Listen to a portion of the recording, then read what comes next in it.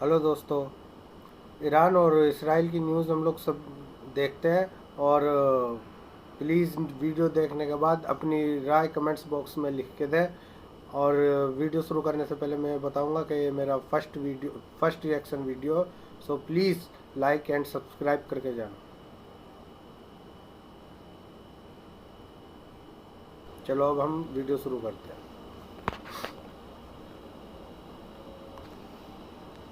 Iran ने कहा कि इजराइल ने सीरिया में ईरानी दूतावास पर हमला करके उनके राजदूतों को मरवा दिया है। ईरान ने यह आरोप लगाते हुए इजराइल पर 300 ड्रोन और मिसाइलों से अटैक कर दिया। इजराइल का डिफेंस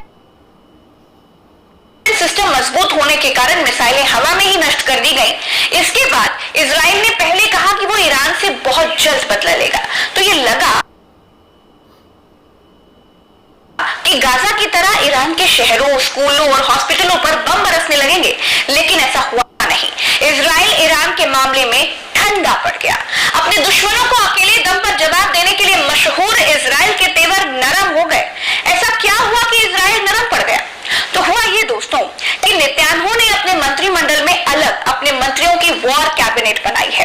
अब इनको वॉर कैबिनेट की जरूरत भी है क्योंकि ये जमीनखोर लोग हैं।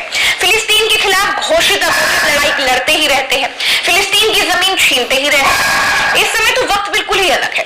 इजराइल गाजा में युद्ध लड़ रहा है, अगल बगल के देशों के साथ मिसाइल खेलता ही रहता है।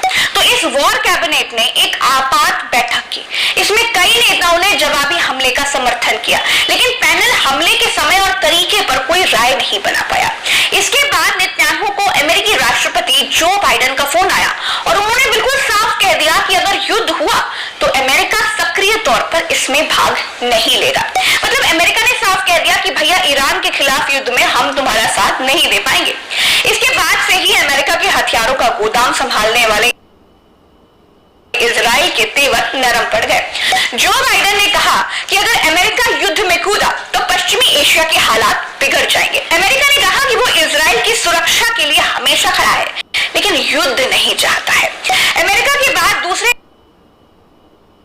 देशों ने भी युद्ध न लड़ने की बात कही है। गाजा पट्टी के खिलाफ बड़ी बड़ी डींगे हाँकने वाले, गाजा को बर्बाद कर देने वाले इजराइल की सिट्टी पिट्टी ईरान के खिलाफ गुम क्यों है? क्यों ईरान के खिलाफ मिसाइल तानने की हिम्मत अब इजराइल की नहीं हो रही है? आज की वीडियो में मैं पॉइंट टू पॉइंट आपको समझाऊंगी। दोस्तों, अगर दोनों देशों के बीच युद्ध होता है तो मिडिल ईस्ट के देश भी इस युद्ध में शामिल हो सकते हैं, क्योंकि इजराइल और ईरान के बीच में Gaza, Jordan, Iraq, Syria, Lebanon और कुवैत पड़ते हैं।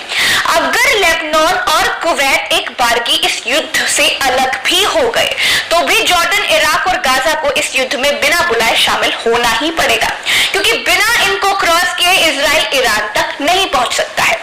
इजराइल को टक्कर देने में ईरान किसी भी तरह से कमजोर नहीं है, बल्कि इजराइल से ज्यादा शक्तिशाली ईरान है। अब अमेरिका ने इजराइल के पीछे से हाथ खींच लिया है, तो भाई इजराइल की हिम्मत अकेले ईरान से भिड़ने की नहीं हो रही है।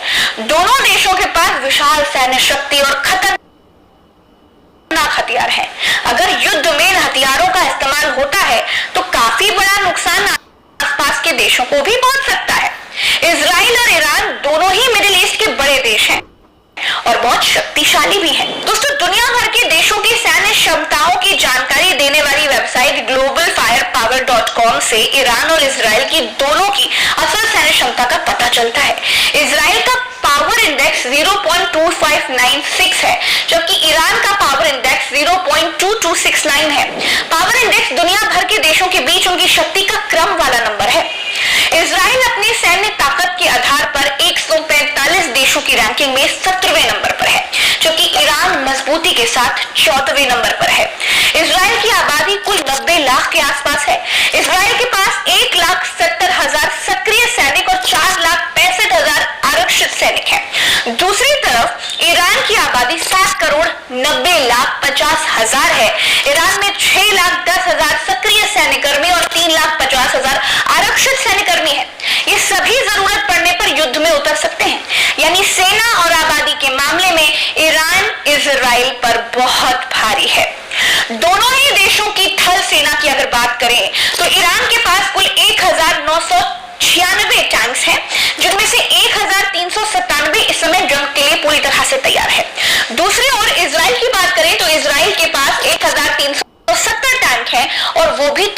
1096 टैंक्स का इस्तेमाल कर सकता है। ईरान के पास कुल 65,765 सैन्य वाहन है, जिनमें से 86,000 से ज्यादा एक्टिव हैं। इजराइल के पास 83,407 सैन्य वाहन है, जिनमें से 34,736 एक्टिव मोड में है। अब गौर करने वाली बात यह है दोस्तों कि इजराइल की आधी ऊर्जा पहले से गाजा के युद्ध में लगी हुई है। इजराइल बिना अमेरिका के सपोर्ट के आज की तारीख में बहुत कुछ नहीं कर सकता है। ईरान के पास करीब सेल्फ प्रोपेल्ड आर्टिलरी 580 है, जिनमें से 406 एक्टिव सर्विस में है। दूसरी ओर इजराइल के पास 650 सेल्फ प्रोपेल्ड आर्टिलरी है।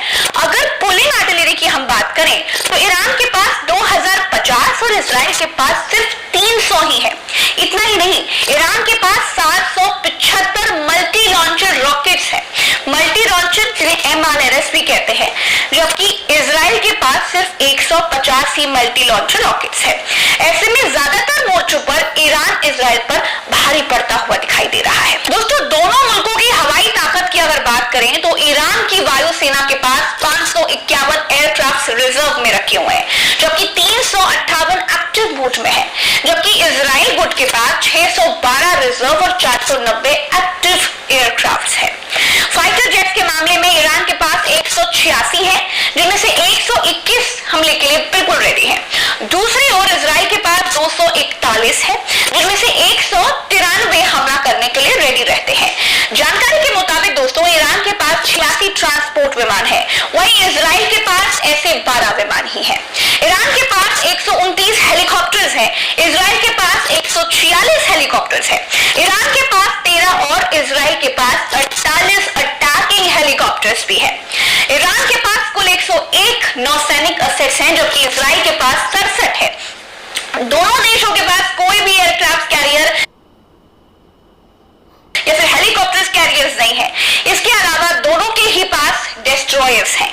ईरान वैसे तो इजराइल से काफी आगे दिख रहा है, लेकिन इजराइल के पास नाटो देशों की सेना भी है और अमेरिका खुलकर उसका सहयोग करता है, लेकिन इस बार ऐसा हो नहीं रहा है। अब इसके चलते माना यह जा रहा है दोस्तों कि इजराइल और ईरान दोनों ताकत के मामले में एक दूसरे पर भारी पड़ सकते हैं और मिडिल ईस्ट तबाही के नए मंजर का गवाह बन सकता है। इसलिए इजराइल पीछे हट रहा है। इजराइल को मालूम है कि ईरान गाजा पट्टी नहीं है और ईरानी सेना हमास के लड़ाके नहीं है। ईरान इजराइल से किसी भी मामले में कम नहीं है। हमास के लड़ाकों के पास तो एक हेलीकॉप्टर तक नहीं थे, लेकिन ईरान के पास पूरा लश्कर है। दोस्तों, अति किसी भी चीज की बुरी होती है। जमीन की भूख ने इजराइल को जमीन खोर बना दिया है, फिलिस्तीन को निगल लिया।